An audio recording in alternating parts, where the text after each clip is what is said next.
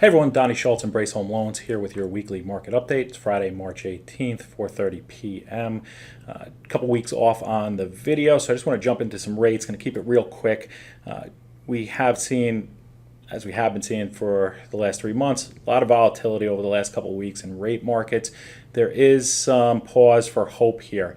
So, the move has been so fast, so extended, that we have very quickly gotten to a target point where we would expect a potential ceiling on interest rates to form.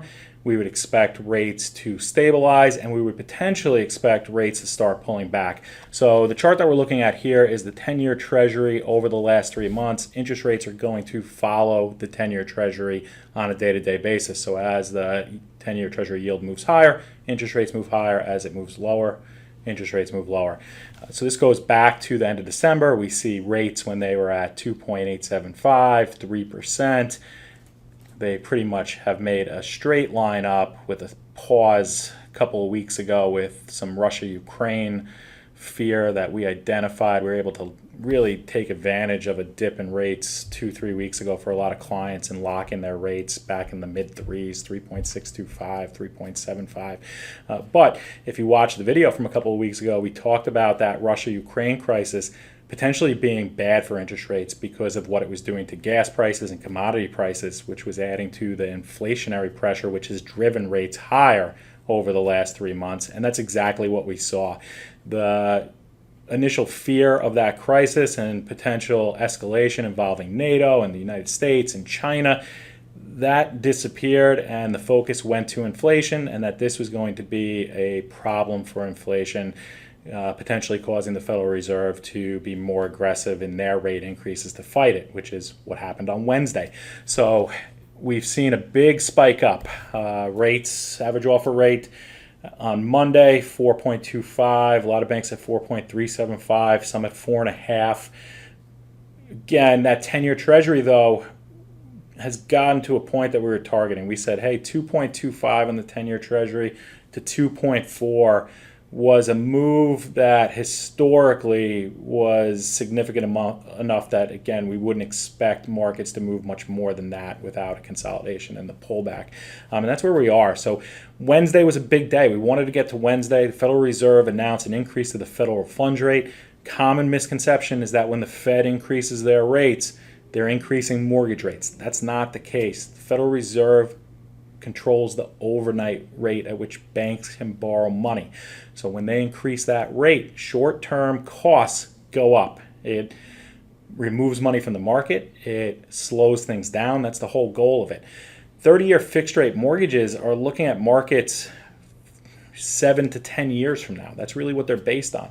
So if the Federal Reserve is taking steps this year to slow down the economy, well, the outlook 5, 7, 10 years from now is going to deteriorate, and that's going to be good for 30-year fixed-rate mortgages. So Federal Reserve increased on Wednesday. They were extremely aggressive with what they were projecting to the market for future increases this year. They were also pretty aggressive with how quickly that is going to impact inflation and pull things back.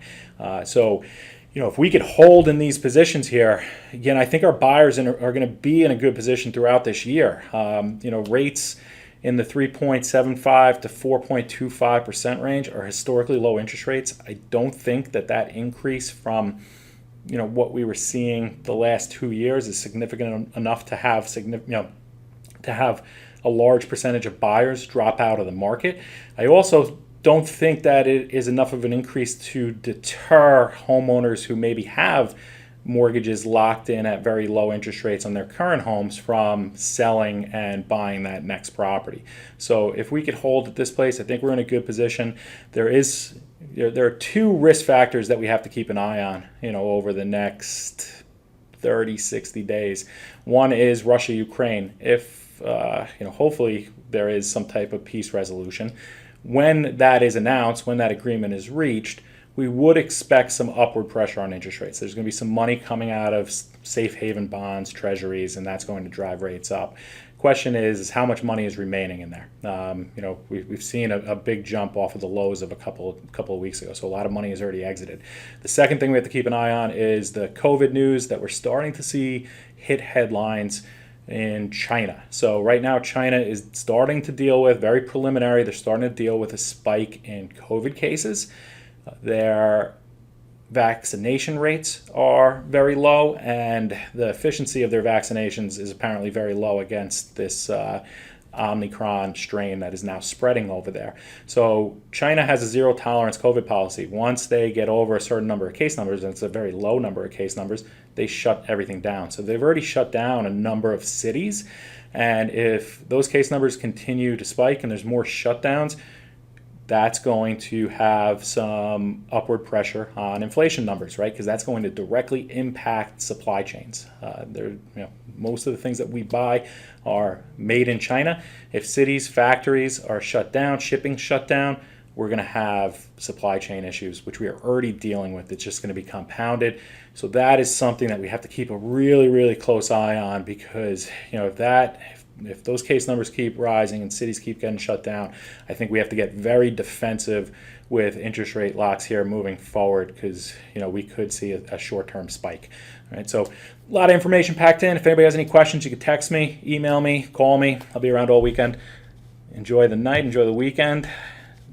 Best of luck getting offers accepted. Talk to you guys soon.